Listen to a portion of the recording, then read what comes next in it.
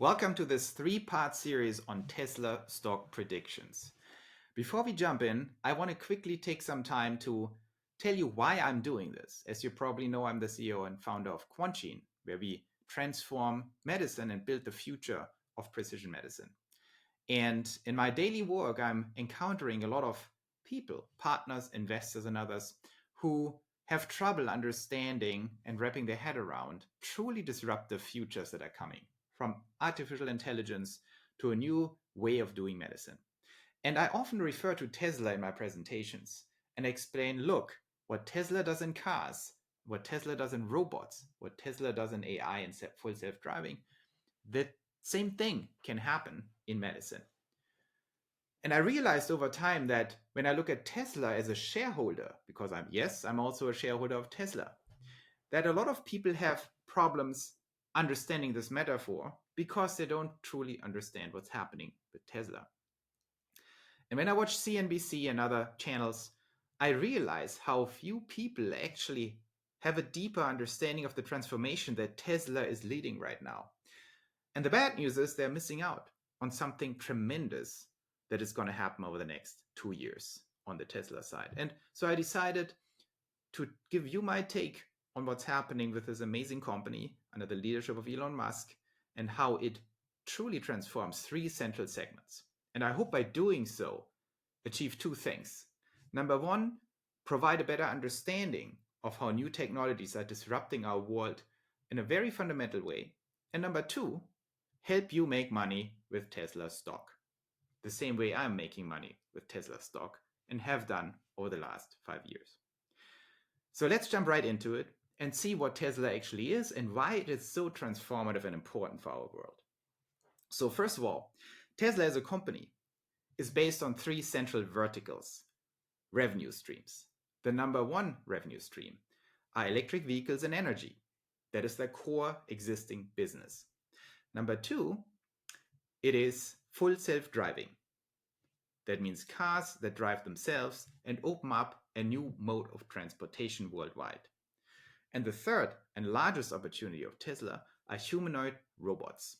These are robots that can behave and work like humans and can be deployed all across the board in all areas of human life, where humans currently work, but more importantly, maybe in all areas humans don't work right now.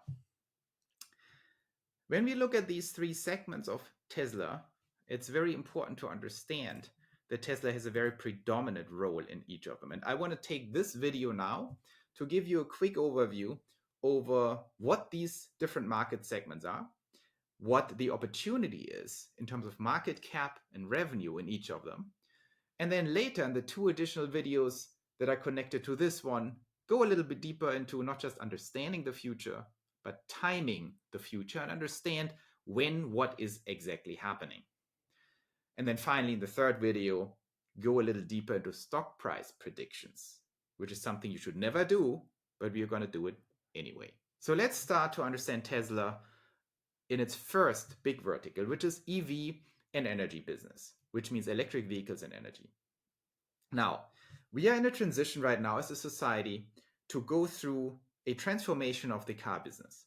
And that means these 100 million cars that are being sold every single year worldwide, plus trucks, semi-trucks that are being sold each year, are at the verge of becoming fully electric. I don't know exactly how many people get this transformation yet. It seems out there, especially some Wall Street analysts, still have a big problem understanding that. But when you look at EVs, they are vastly superior core technology, right? They're faster, they accelerate better, they have lower maintenance, they're much cheaper to operate.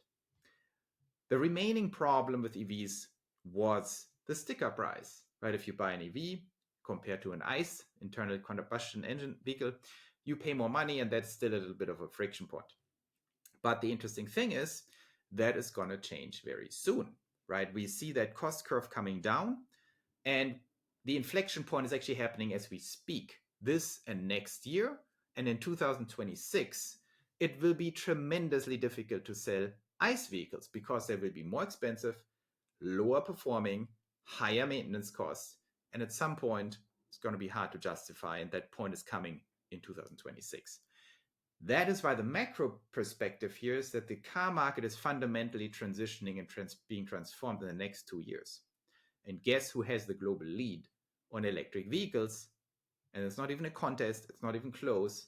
It is Tesla, followed by BYD. But there are many reasons why BYD has a big problem: much lower margins, lower tech, and so on and so forth. The second business in this first vertical is energy.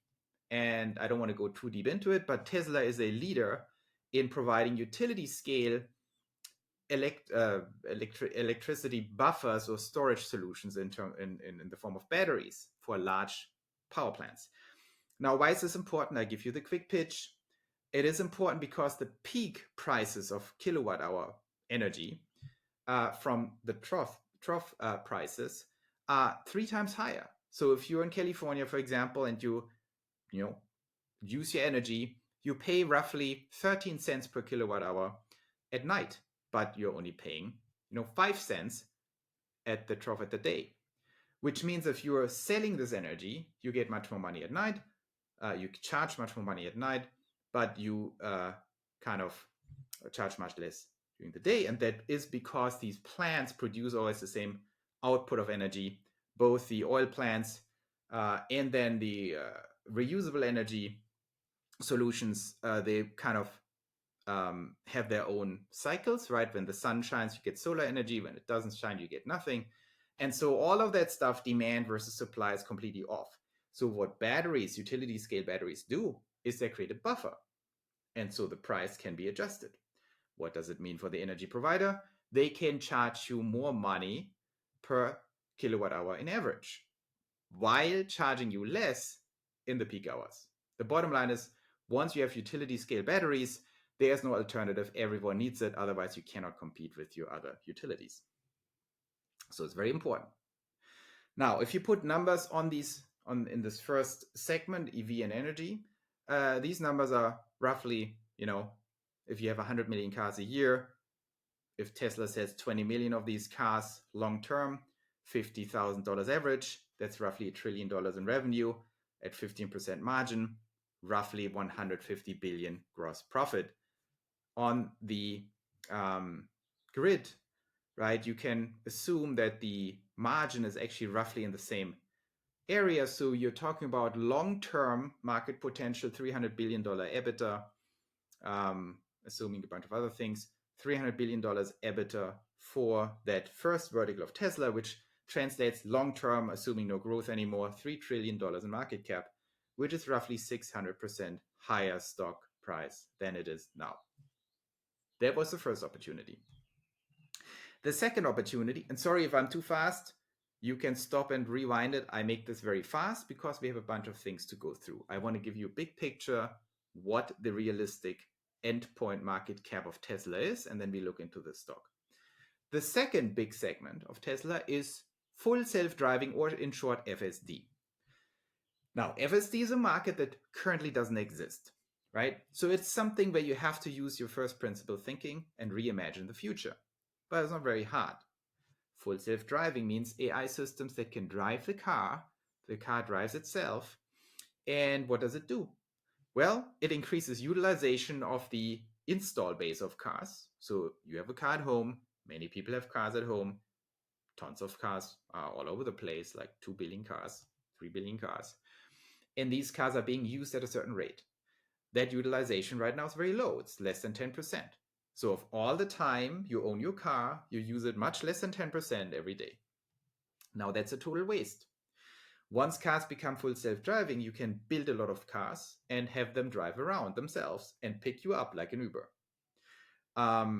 The economics behind it are pretty stunning because utilization of cars would go dramatically up. The revenue per car is not anymore the car you just sell, right? You go to Tesla, you buy a $50,000 Tesla, but now you're talking about $100,000, $200,000, $300,000 in revenue that Tesla can make over the lifetime, because Tesla would operate a robotaxi fleet of massive proportions, by the way. And the future would look like everyone just ordering robotaxis if you want to go somewhere.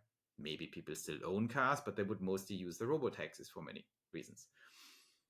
Now, you can contest that, and some people debate this. I'm not going to go into that. Bottom line is it's not very smart to contest that. The economics are overwhelming. Humans are economic beings. Once it becomes cheaper and more convenient to order these robo-taxis, everyone is going to do it, even the haters. So that market is pretty massive. It's estimated to be roughly $10 trillion in annual revenue and at 30% margins, conservatively thinking. And I believe Tesla will capture roughly 50% of this market. We can go into this later why. And that's a $1.5 trillion EBIT potential, right? 10 trillion, 50%, 5 trillion, 30% margin, 1.5 trillion EBIT. That translates on a 10-year, EBIT multiple to roughly $15 trillion in market cap, which is roughly 5 times larger than the entire EV and energy business of Tesla, or roughly 3,000% higher stock price compared to now. It's 30 times. So it's a pretty big opportunity. Wait a second if you have some doubts about how this all works and about the timing. These market caps I'm giving you here are long-term market caps. If Tesla would capture 50% of that market at a 30% margin and trade at a 10x EBITDA multiple, we are talking about roughly $15 trillion market cap. Finally, the third thing that Tesla does, kind of amazing, by the way, that Tesla does these three things because they're each one very big and amazing, is the humanoid robots, Optimus. So what are these robots? Very simple. Robots will replace human labor. Why? Because we see tremendous AI breakthroughs. We see these robots being very effective already. People underestimate the speed. I will get to this in a second. And this Optimus robot basically will be able to do all kinds of things. Household, manufacturing, everything humans are doing right now. That is a big market. Human labor is estimated to be $30 trillion a year. I think it's a little more, but let's say 30 trillion physical labor. And it's an enormous and gigantic opportunity, because imagine you can hire everyone who hires humans right now can hire robots that do a better job. Instead of paying $100,000 to a human or $60,000 a year to a human, you pay $25,000 to a robot. Robot never gets sick. Robot is not in a union. Who knows, but probably not. Robot always goes to work, can work 20 hours a day or something. So it's a pretty compelling pitch economically, and I don't think there will be any physical human labor in the future. Of course, this is all pending on these robots actually becoming as good or much better than humans, but we'll get to this in a second.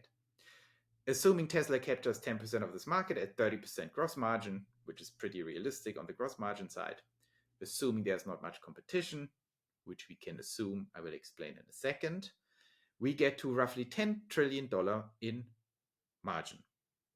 $10 trillion in revenue and $3 trillion in EBIT, which translates to a $30 trillion market cap, long-term at a 10x EBITDA multiple. So that's roughly 2 times larger than the entire FSD business.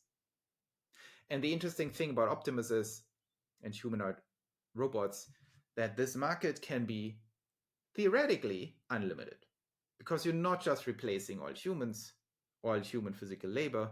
Who knows how many multiples of human labor you can actually employ if the price is lower? Because the only reason we are not hiring more humans to do physical labor is because we don't have more humans. If these humans would be much cheaper and there would be an unlimited supply of billions of these robots, who knows, right? This is effectively an unlimited TAM, because human labor is a central input into economic growth.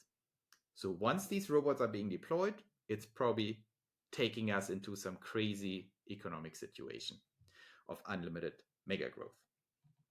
Okay, now there was a lot of stuff. If it's too much, just stop the video and rewind it.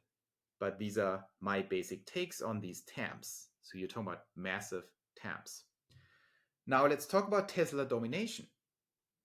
Because all these TAMs are pretty useless, if you can't get there technologically. Full self-driving needs very advanced AI, and Optimus and the robots need super advanced AI. They need to be as smart as humans. They need to have their bodies working. So number one, do we have these technologies or does Tesla have them? And what about the domination part? Is there competition? Let's look at EVs and energy first. So I give you my quick take on the situation, right? Uh, if you think I'm wrong on something, let me know in the comments. I'm happy to have discussions about that. But when you look at European and American car makers, they're effectively dead. They're out of the business. They're toast. They cannot compete anymore. Most of them just announced that they are retreating from EVs. They're betting on hybrids, which is just, if you translate that, it's like, okay, we quit. We know we are bankrupt. We know we are out of business in a couple of years. This game is over for them because EVs, there is a forcing function in the wall coming in 2026, which will take them all out unless they have strong EV businesses. The only chance of European and American automakers to compete in EVs is through their Chinese counterparts and partners. And most of the big ones have Chinese partners in China because the Chinese EV makers are the only ones who can compete potentially with Tesla, at least on the EV level. On the energy level, we have LG Chem and some other big battery companies that can compete with Tesla, but they're also falling behind in vertical and horizontal integration. When you build these utility scale battery packs, it's not just batteries, you need the whole solution around it. And Tesla has a very significant lead there and is expanding that lead. So there might be a number two, right? Number three in energy, but this market is huge. So who cares about a number two or three? There's no one who contests Tesla's lead on the energy business. In the car business, the main competitor for Tesla that actually creates problems for Tesla in China is BYD. They outsold Tesla for the first time last year in 2023, but Tesla is completely dominating outside China. Now, Tesla also has very unfair advantages over BYD in Europe and the US because Tesla manufactures locally, and we know that Europe and the US are hostile towards China. It's very likely that they will provide Tesla with a significant moat and just put tariffs or something on the Chinese cars once they're coming. There's a giant wave building in China. They will, rush into the entire globe to sell their cars. Their cars will be highly competitive or superior in terms of cost and performance, with the exception of Tesla. And Tesla will be the last man standing to defend against the Chinese onslaught. So I take China very seriously as an EV market and EV production center. I think they're excellent. But Tesla has these moats, and Tesla also dominates still in the EV market and out-innovates the Chinese still. So there's a problem, but it will be a struggle maintaining the number one spot. But if it's Tesla and BYD splitting up the global market, it's still enormous growth for Tesla. And don't forget, this is the smallest segment of the three we discussed. Let's go to number two, FSD, full self-driving. Now, Elon announced in the last earnings call a bunch of things about FSD. So the most exciting thing is there will be an FSD robotaxi unveil on August 8th, 2024. Now, FSD, it slowly trickles down into the consciousness and awareness of Wall Street analysts who tend to be a little behind the curve that FSD is coming, that FSD is a real thing. It's basically no one out there, claims anymore that FSD is not going to happen. And people kind of also have to admit that this market will be $10 trillion. So the last escape hatch to not admit that Tesla is going to dominate very soon the entire stock market story and growth story is to say that FSD is going to be delayed for years or decades. Now, for me, the main paradigm here, the main central paradigm, why FSD and also the robots will be coming much sooner is because they're a direct function of the great AI acceleration that we are seeing. And I've probably, that I have my own take on the AI acceleration. I think people underestimate and don't understand exponential curves. They think AGI is still 5 years out. I don't think so. Artificial general intelligence will happen next year, 2025. ASI is going to happen latest in 5 years, which will be an enormous problem and put our entire human race at risk. That's a different story.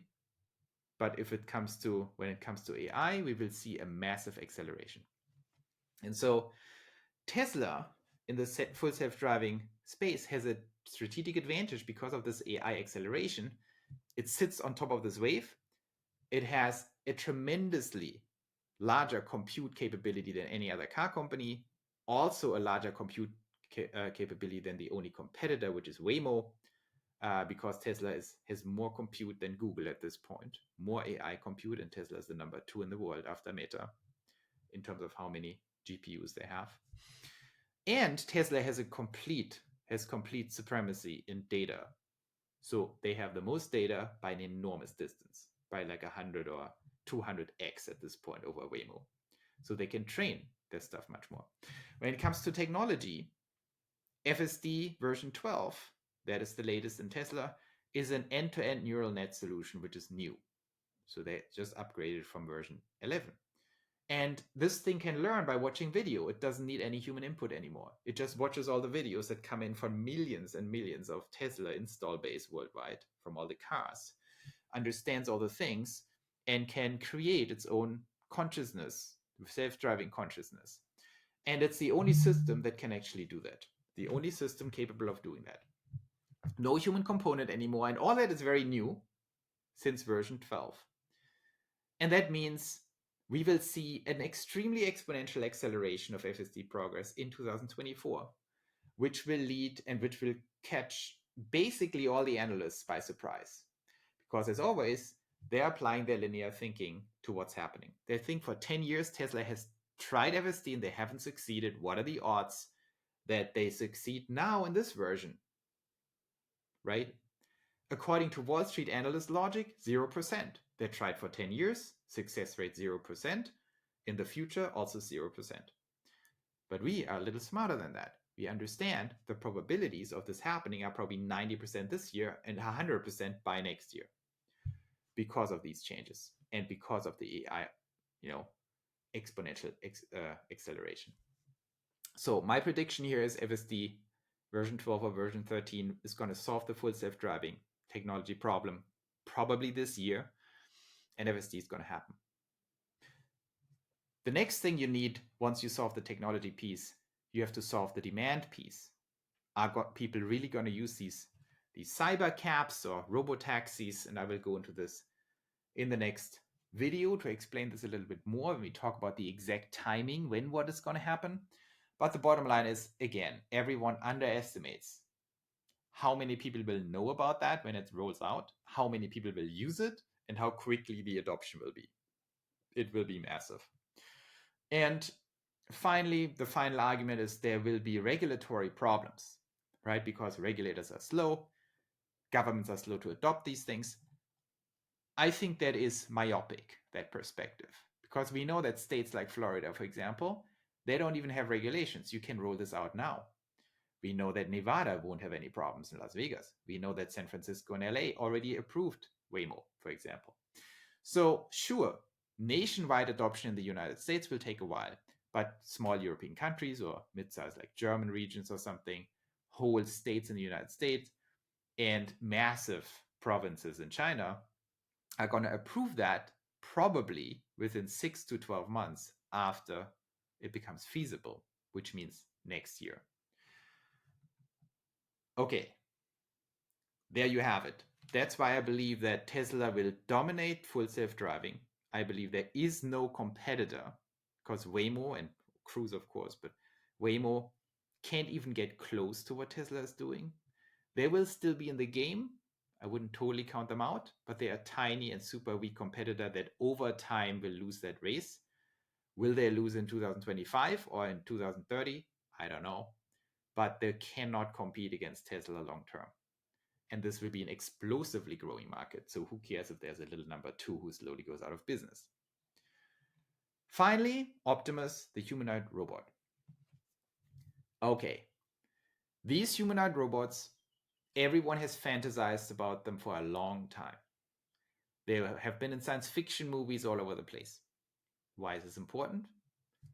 There is no product that is easier to market than a humanoid robot. Maybe with the exception of immortality. That's a Quantian story. But let's say this humanoid robot exists. Everyone will know about it. Everyone will watch endless amounts of videos on that, both in manufacturing and in workspaces, and of course at home. So marketing is not the problem here.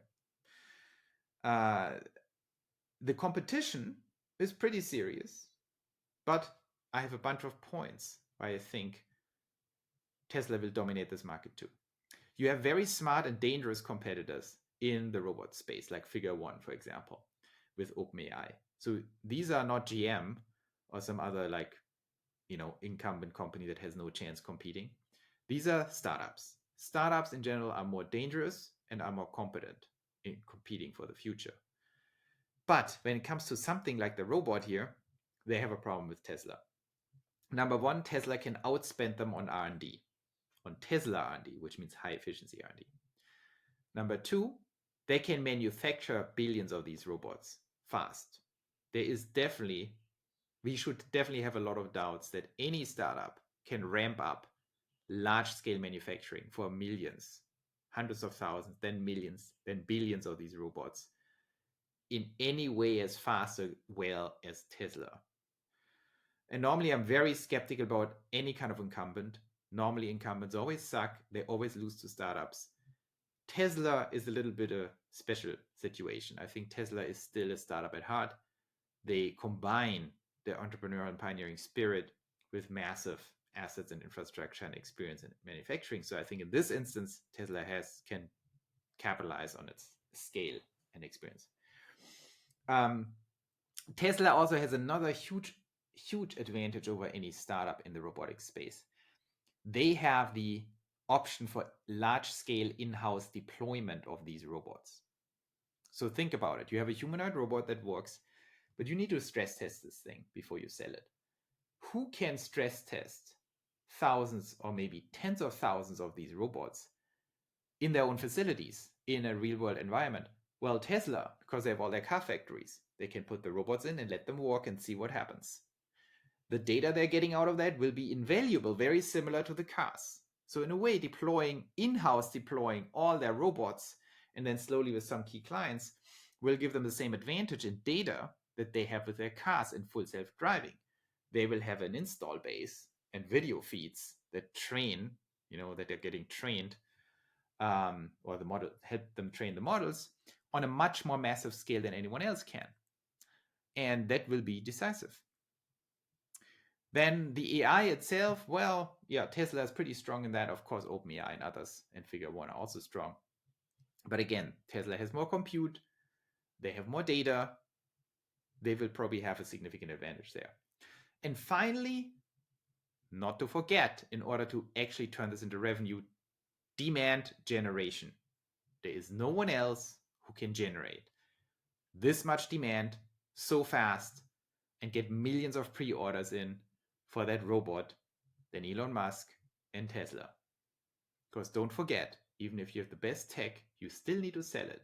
And that sounds trivial, but it's very important. And we know no one can compete with Tesla. And getting 1 million or 10 million pre-orders in makes a big difference. So that is my first, summary on the Tesla situation. I know that was a lot of stuff. I wanted to share my thoughts here and my interpretation of where Tesla as a stock is going on a first principle level. I wanted you to understand there are 3 central segments and verticals Tesla makes money: EV and energy, full self-driving, and humanoid robots. That each of these segments is big, but they become exponentially bigger step by step. And that together, they put Tesla, if Tesla would realize everything I said here, at roughly a $50 trillion market cap. That's 100x from where it is now. Now, is this going to happen? I think at this point we can say, yes, we can be pretty sure this is going to happen.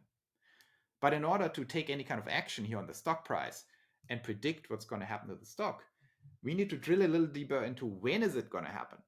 When is Tesla going to be a $50 trillion market cap company? Is it going to be in 2050, 2040, 2030?